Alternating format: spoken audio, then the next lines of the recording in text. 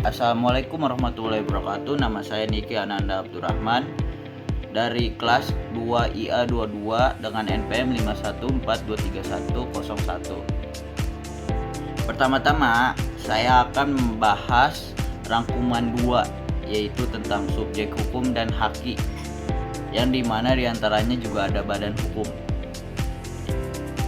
Yaitu saya ingin membahas tugas besar legal aspek teknologi informasi dan komunik. Yang saya bahas adalah rangkuman tugas 2 yang sudah dipelajari sebelumnya. Yang pertama, ada subjek hukum. Definisi dari subjek hukum adalah segala sesuatu yang dapat melihat dan kewajiban serta dapat melakukan hubungan hukum atau bertindak berdasarkan ketentuan hukum. Selain manusia, yang memiliki hak dan kewajiban adalah badan hukum. Orang itu dibagi dua, orang yang cakap yang artinya waras dan orang yang tidak cakap artinya gila. Manusia memiliki subjek hukum adalah yang cakap, artinya yang gak gila. Di sini masuk kita ke badan hukum. Badan hukum terbagi menjadi dua. Yang satu milik publik atau negara dan yang satu milik PT atau individu atau kelompok. Subjek hukum ini akan menghasilkan karya-karya atau menciptakan sesuatu. Balik orang atau badan hukum. Contohnya, orang menciptakan mobil, motor, robot, dan lain-lain. Contoh badan hukum adalah menciptakan sesuatu kebutuhan seperti PT Bogasari Group, Mayapada Group, dan lain-lain grupnya. Kenapa kita harus belajar subjek hukum dulu sebelum haki? Karena kita harus paham dulu apa itu subjek hukum supaya kita tahu apa yang kita lindungi di dalam haki. Kapan manusia mulai diakui sebagai subjek hukum? Jawabannya, sejak dia di kandungan. Ketika ia dinyatakan mengandung, ia dinyatakan sebagai subjek hukum. Subjek hukum adalah orang yang selama dia hidup adalah subjek hukum. Kalau di KUHP Perdata dikatakan sejak dia lahir. Pasal 2 KUHP Perdata bahwa dikatakan sejak dia di kandungan. Kenapa? Karena yang waras itu bisa dikatakan sebagai subjek hukum karena dia bisa mengadakan persetujuan atau perjanjian. Sekarang kita masuk ke badan hukum. Badan hukum membawa hak dan kewajiban juga yang tidak berjiwa. Badan hukum disebut orang yang diciptakan oleh hukum. Perbedaan dari subjek hukum itu mencipta.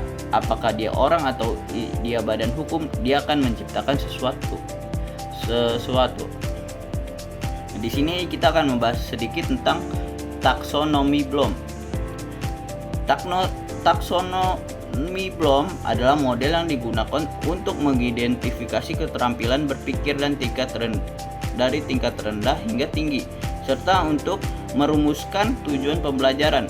Taksonomi ini pertama kali diterbitkan pada tahun 1956 oleh psikolog pendidikan, yaitu Benjamin Bloom. Kata taksonomi berasal dari bahasa Yunani, yaitu tasein, yang berarti mengklasifikasikan, dan nomos yang berarti aturan.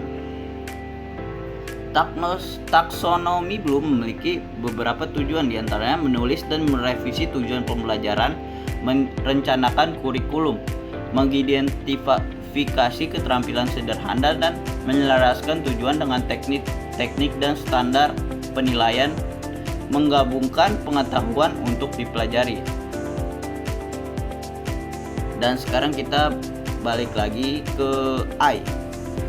Nah, di I ini saya akan membahas sedikit dan menjelaskan sedikit, yaitu melalui program yang kita bentuk, kita seperti di komputer itu seperti bayi, kita ngasih tahu hal-hal dasar bagaimana cara merespons layaknya manusia seiring data dimasukkan dan diprogram dalam robot I. Sekian pemaparan dan pembahasan materi rangkuman 2 tentang subjek hukum, tentang badan hukum, sedikit tentang haki, sedikit tentang KUHP Perdata dan taksonomi Bloom dan I.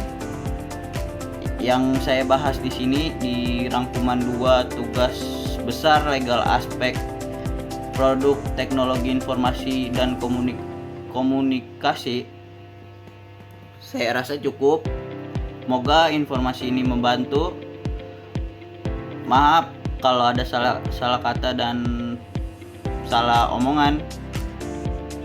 Semoga video ini bermanfaat. Wassalamualaikum warahmatullahi wabarakatuh.